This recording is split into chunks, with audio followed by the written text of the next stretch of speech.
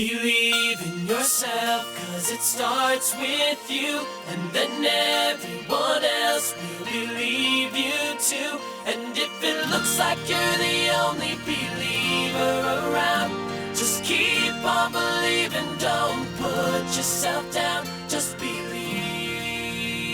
Our guest this week grew up in Royal Oak, Michigan. From 1998 to 2020, he was the official photographer of the Detroit Tigers. And since 2018, he's been the men's aftercare director for Grace Centers of Hope. Founded in 1942, Grace Centers of Hope is a nonprofit Christian organization committed to positively changing the lives of the unwanted, addicted, and homeless through the gospel of Jesus Christ, personal accountability, life skills education, and work-related programs. His name, Mark Cunningham. And I'm Jack Krasula, and this is Anything is Possible on 760 WJR.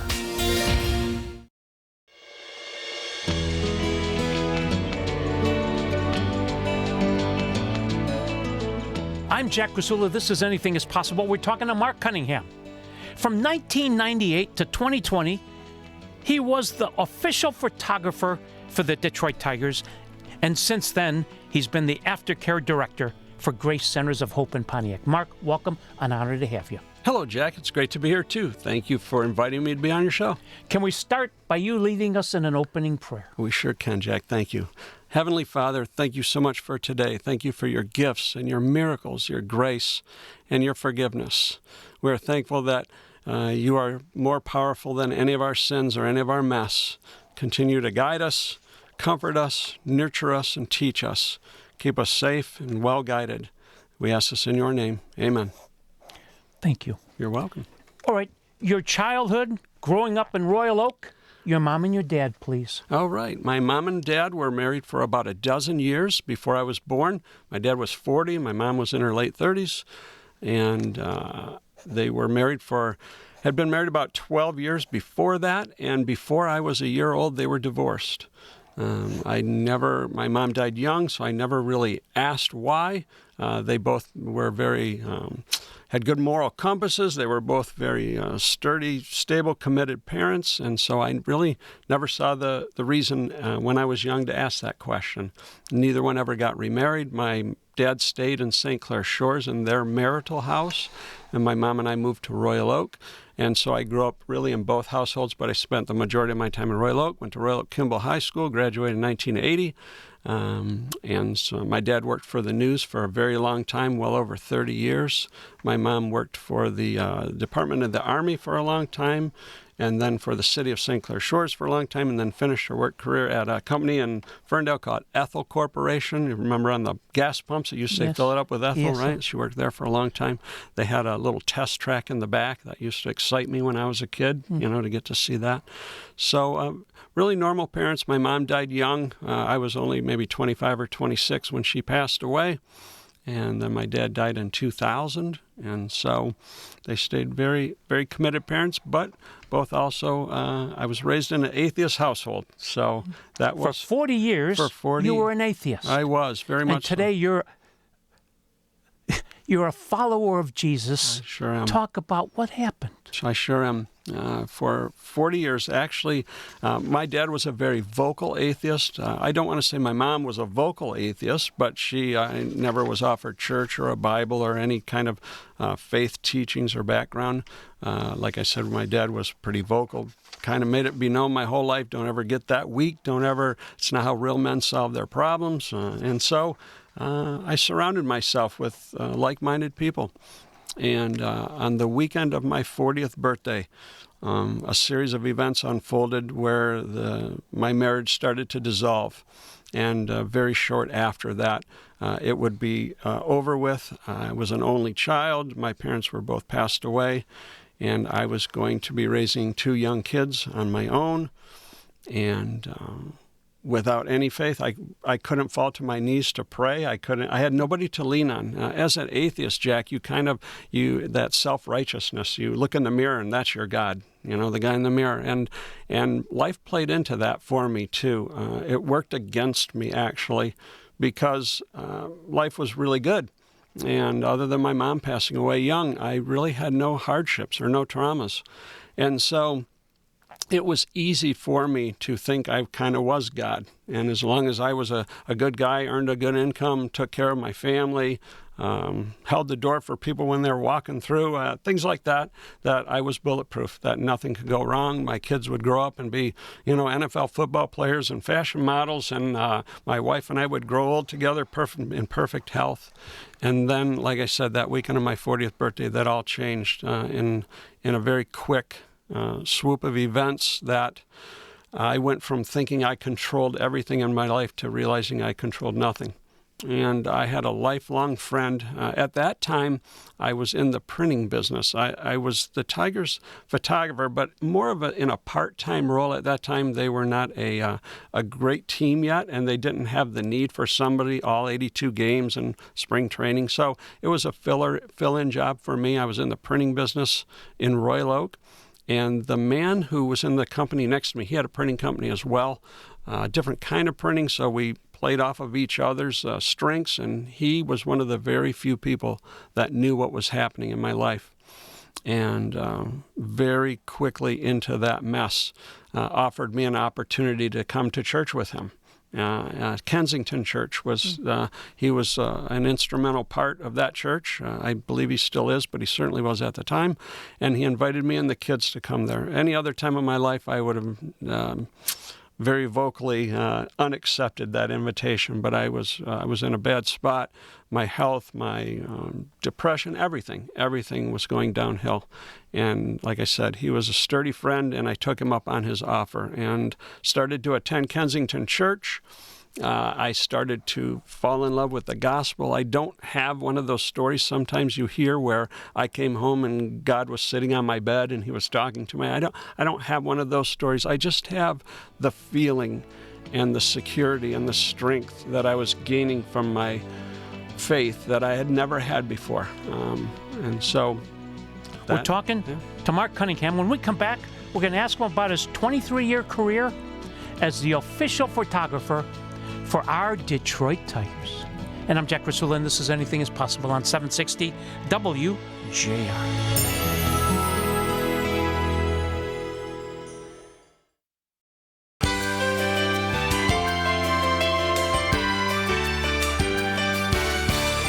I'm Jack Krasula. This is Anything is Possible. We're talking to Mark Cunningham.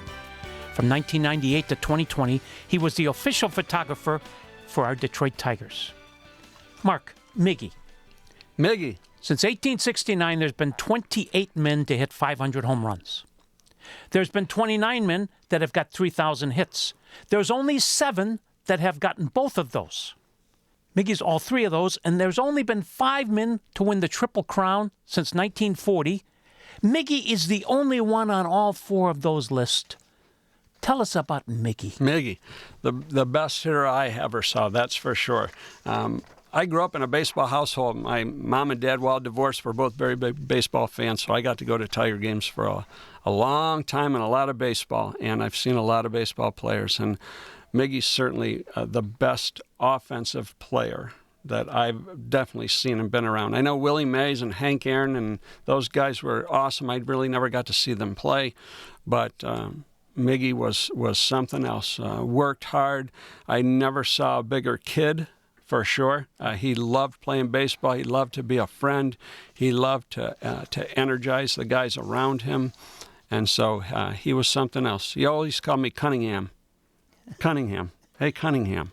So, all right, great ball Justin player. Verlander, and then there was this lady in the stands named Kate Upton. Kate Upton. How many times did you photo her? Yeah, a few times actually. So Kate would come down to spring training and had a pet rescue, a pet adoption thing, and they would have events in Lakeland, and so I would photograph those for her several times and run into her many times in the postseason and spring training. So I think when Justin met her, Justin is an awfully well-known and awfully popular baseball player, but I'm not sure Justin Verlander, if he walked through the streets of China, anybody would really know who he was. But when he met Kate Upton, I think he met his match, because she was famous everywhere, and so they're a great match.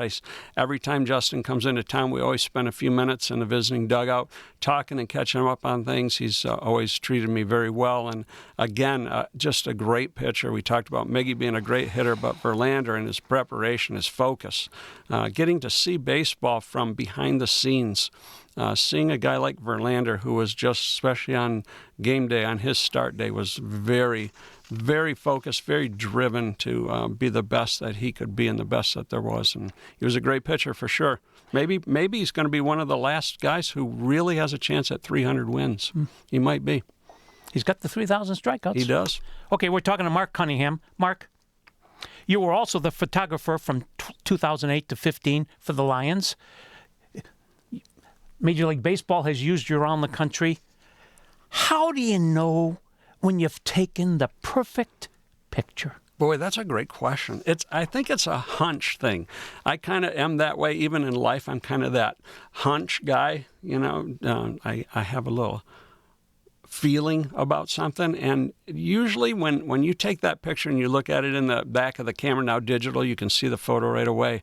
You just have that feeling. I don't know how else to explain that, but you just have that. I think it's sometimes, too, when you anticipate a photo, like if you anticipate something might happen in that game and then it really does and you were on it and you have a good picture of it, I think that you always know then too that, boy, that's going to be a good picture. Because you do get those.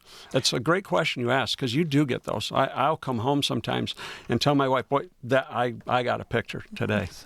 All right. Is there one highlight about that 23-year Tiger career? I think the two biggest highlights would be Sparky Anderson's induction in 2000. I did not get to work alongside Sparky when I got hired to start the 98 season. Sparky had already retired.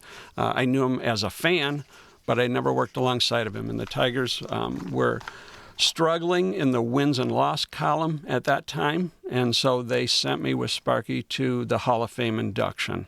And to be alongside Sparky for those 4 or 5 days in Cooperstown. I'd never been to Cooperstown. It was, at that time, the biggest returning class of Hall of Famers to come back for induction. So there was, if I remember right, there was 60-plus Hall of Famers there, and Sparky is a great PR man for baseball, so everybody would come up and want a minute with Sparky, and I got to photograph and be alongside of him. So that was certainly a highlight.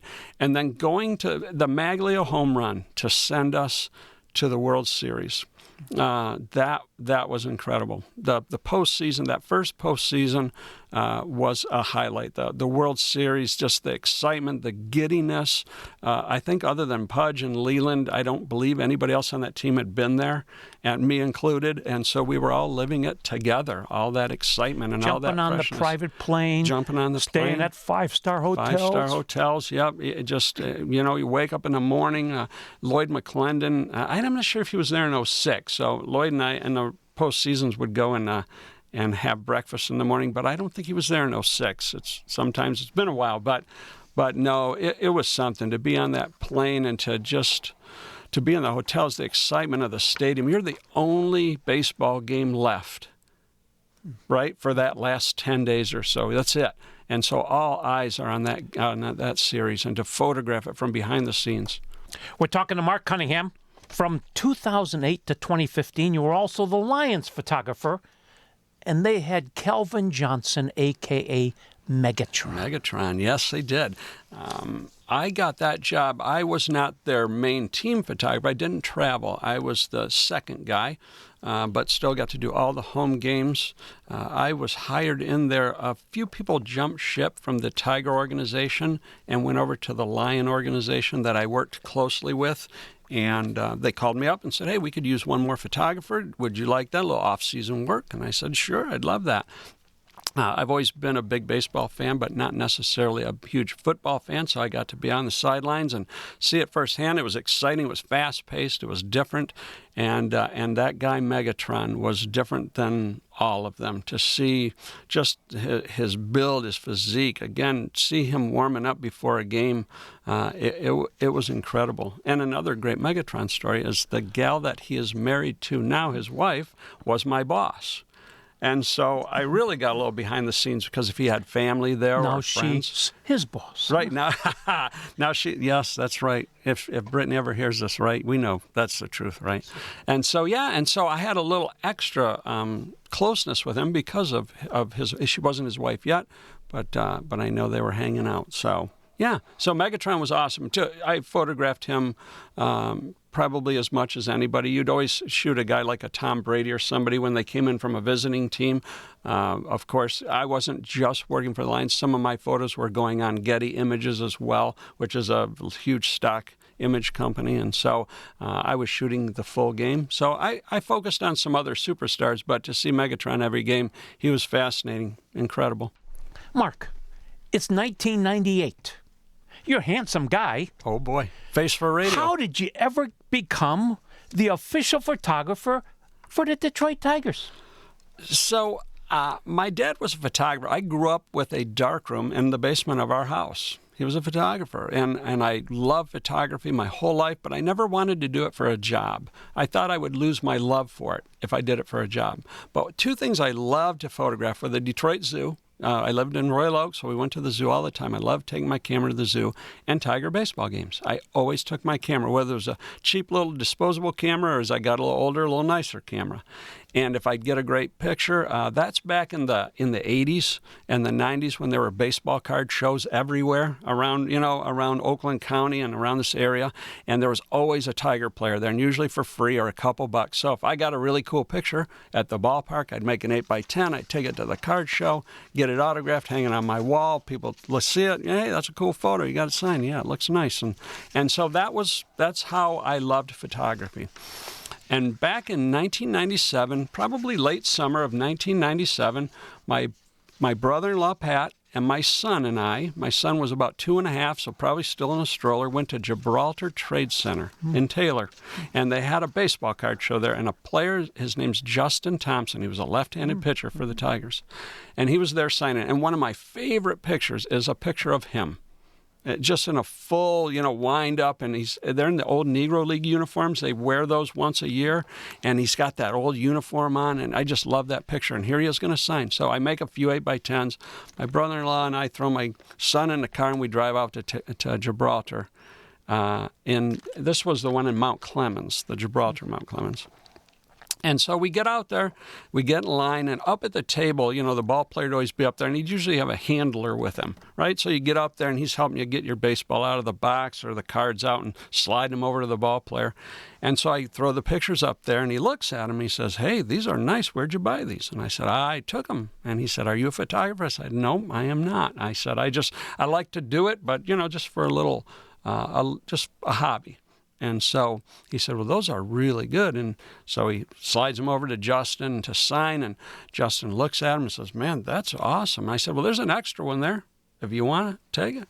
He said, "Okay." Well, the guy next to him says to me, "Hey, we're going to be done here in about 15 minutes.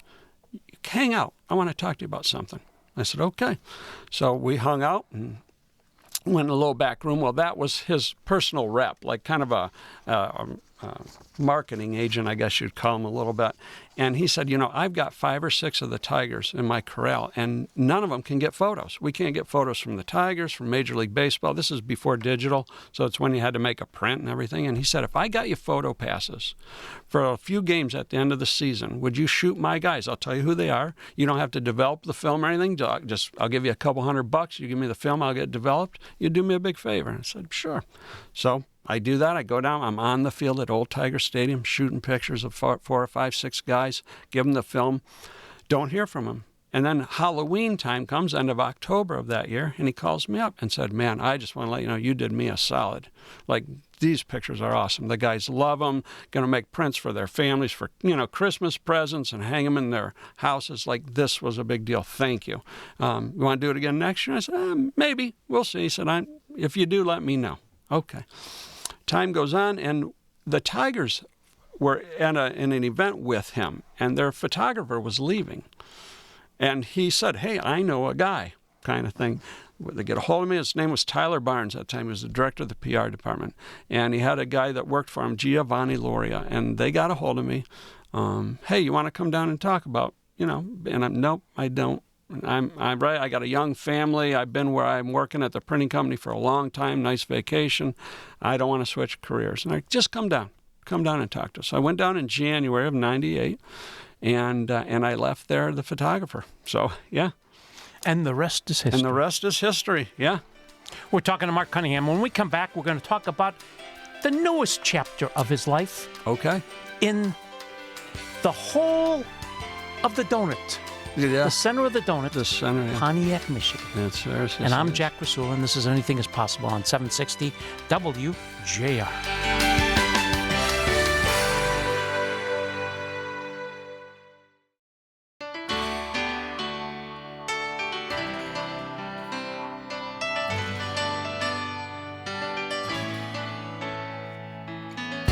This is Anything is Possible. I'm your host, Jack Krasula. We're with Mark Cunningham.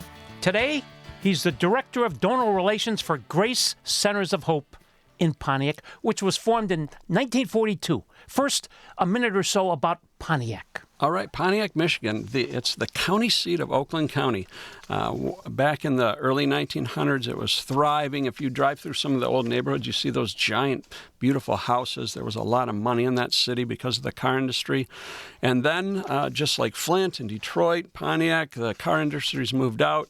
And the community suffered, and the neighborhoods suffered, the people suffered, and so Pontiac is starting to come back now. Certainly, there's we call it Little Grace Village. There's a part of Pontiac we own where we have purchased and brought back to life 60 homes. We're working on house number 60 now to help the city, bring back the city, and so Pontiac is still struggling, but it's certainly coming back. They're going to have a new mayor soon. We don't know who that's going to be, but hopefully they continue on a forward path, and that's where I've landed for the last 7.5 years, from a baseball dugout to Pontiac, Michigan.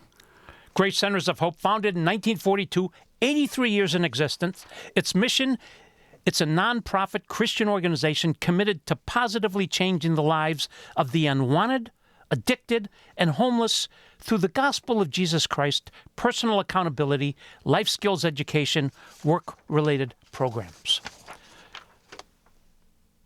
Years ago, I had Pastor Superman on. Kent Clark. Kent Clark. Not Clark Kent, right? Ken Clark. Yes. And he was in charge of Grace for 20-plus years. Yep. Talk about him, if you would. Yeah, 30-plus years, actually, a long time. So, as we heard, I'm a baseball photographer, over 20 years deep, and one off season, I have 3 children. My life I didn't work in the off season, so my family life revolved around baseball. So my 3 kids played fall and winter sports, football, cheerleading, volleyball, and so I could always be there and be part of that stuff for 4 months until spring training started. And then in October of 2017, all 3 of my kids had moved out. They moved to Madison Heights. One bought a house in Madison Heights. One went to school in Grand Rapids. One was finishing up school at Albion. And I was going to spend 4 months alone at home. And that doesn't really go well with me. So my wife had been working at Grace in an off-campus daycare. So the old daycare wasn't on campus. And so she was off campus. I had 4 months off. And she and a few other people suggested, hey, why don't you volunteer at Grace Centers of Hope? And I didn't know much about it. Even though she worked there, I just didn't know anything about it. And I thought, well, homeless and addiction doesn't sound that attractive to me to want to go work there. And I'm not proud of that fact, but I did feel that way. And a few people said, no, you need to do that. And then I realized I had taken way more from this world than I had given back. And so I thought, I'm going to do that. I'm going to work there for these 4 months. I probably won't do it again because I'll find something else to do next off season. And I walked through those doors as a photographer. I worked almost full time, 5 days a week, 6-8 hours a day. And I fell in love. I fell in love with the residents. I fell in love with their stories. I fell in love with Pastor Clark. He took me under his wing. He saw something in me that I didn't see at the time. I think he saw that I was going to be there for a while. I don't know how, and I don't know why, but he knew. And so I was alongside of him for many years, many, a great leader, a great friend, and a great mentor. You mentioned in passing that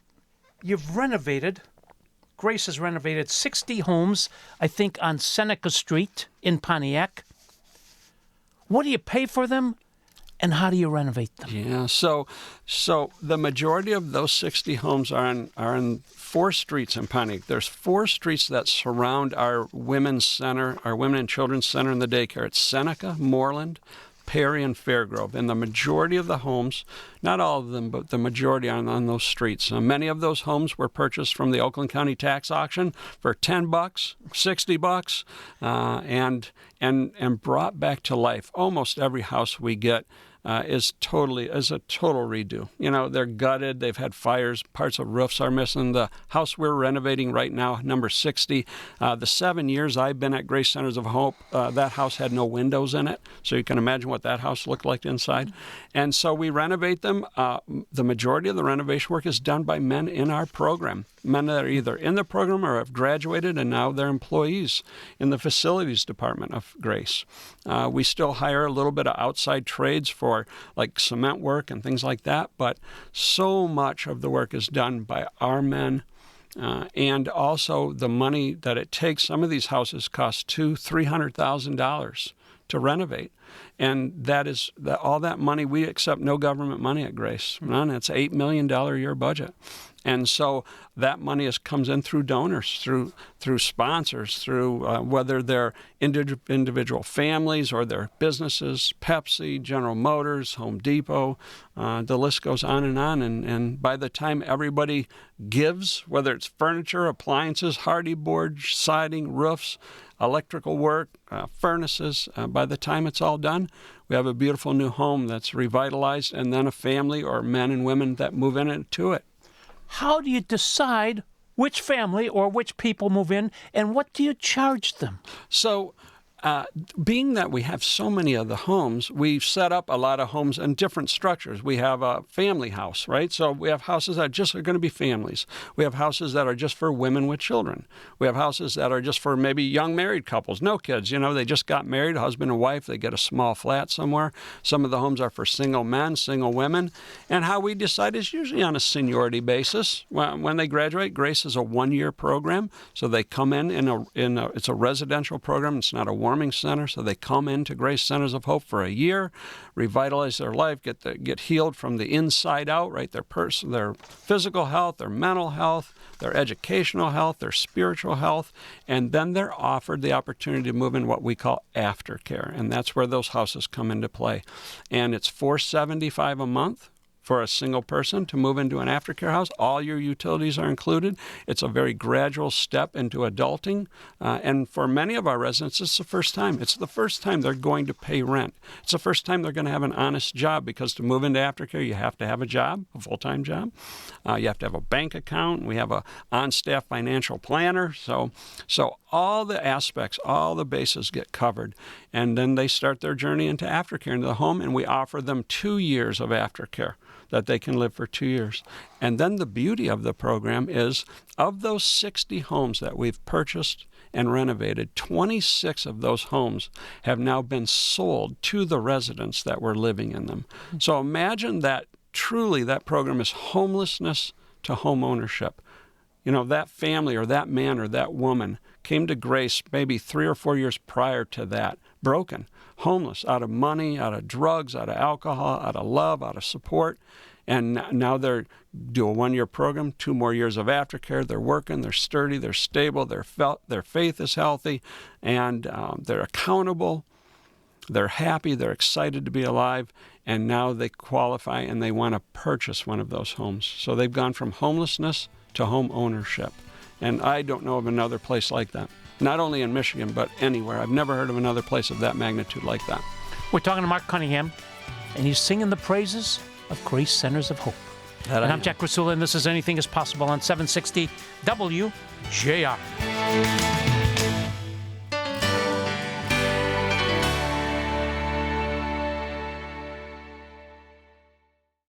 You've been listening to your inspirational fireside chat, Anything is Possible, for nearly 20 years. This is Anything is Possible, and I'm Jack Krasula. But what has Jack been up to lately? Search @AIP Speaker Series and find out.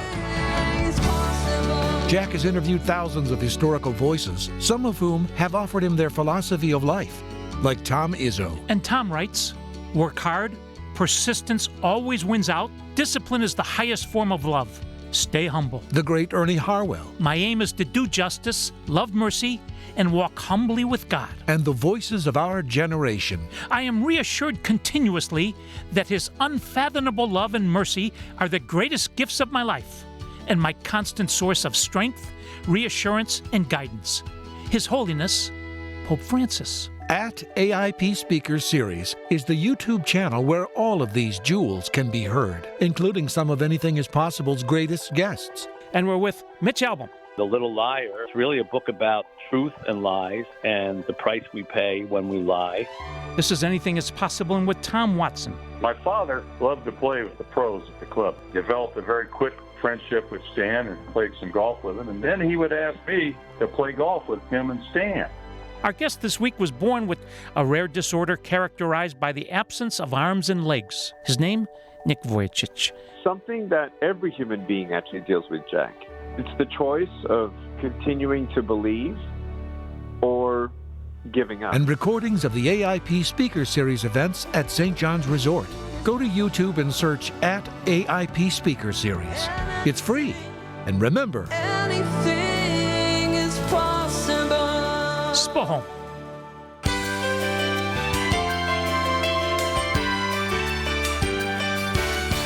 Welcome back to Anything is Possible. I'm Jack Krasula. We're with Mark Cunningham, the Director of Donor Relations for Grace Centers of Hope.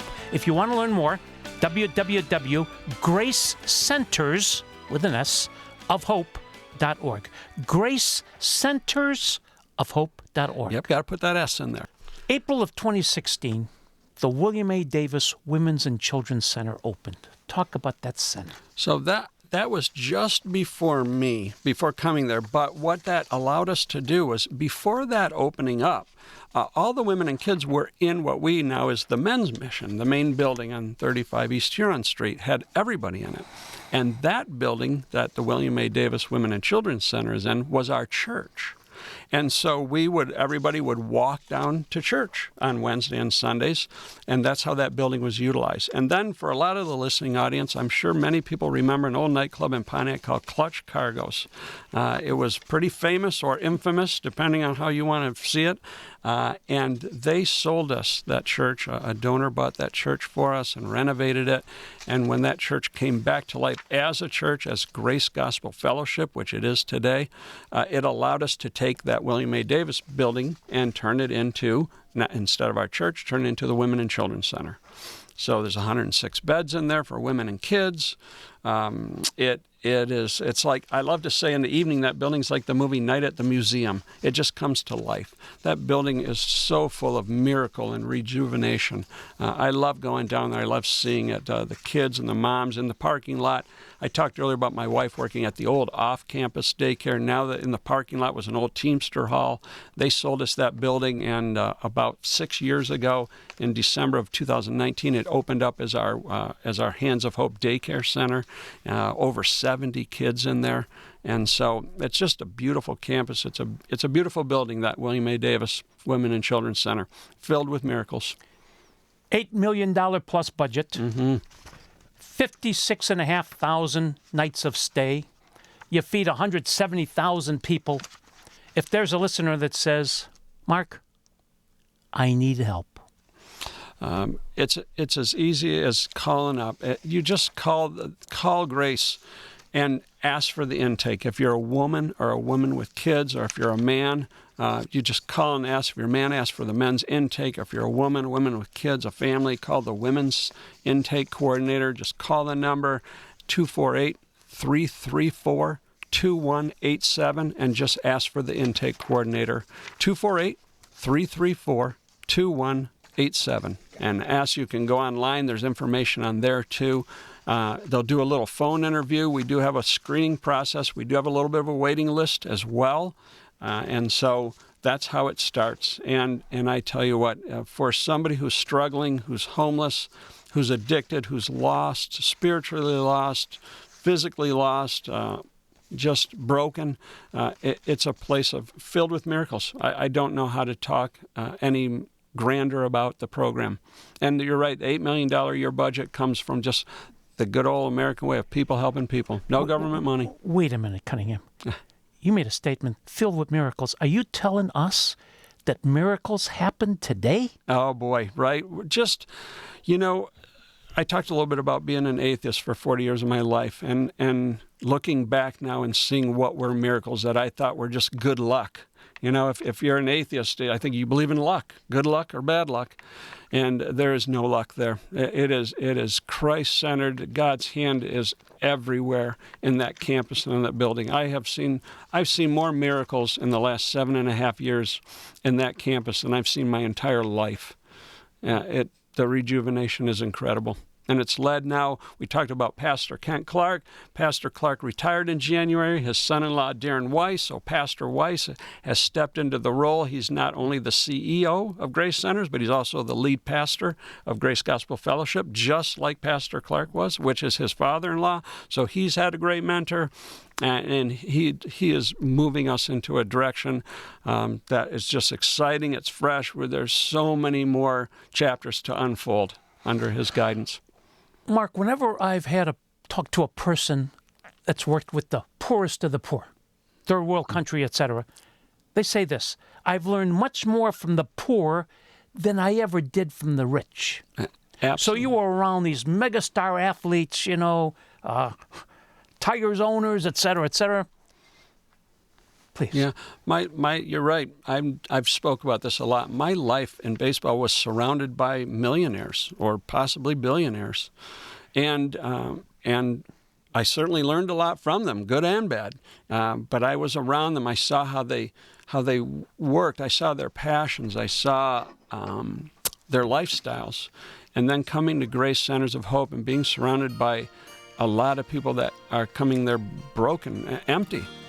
Completely empty, and watching the growth and the excitement and the rebuilding, I have learned more, gained more respect, more trust, more love for the residents that I've been surrounded by than anything else I know other than my own family. Mark Cunningham, you and your teammates at Grace Centers of Hope are miracle workers every day. Keep up the great work. We sure will, and thanks for this opportunity. Thank you very much. Please join us next week. Until then, I'm Jack Krasula. Thanks for listening, and make it a great week, because with God, anything is possible. Spahom. Believe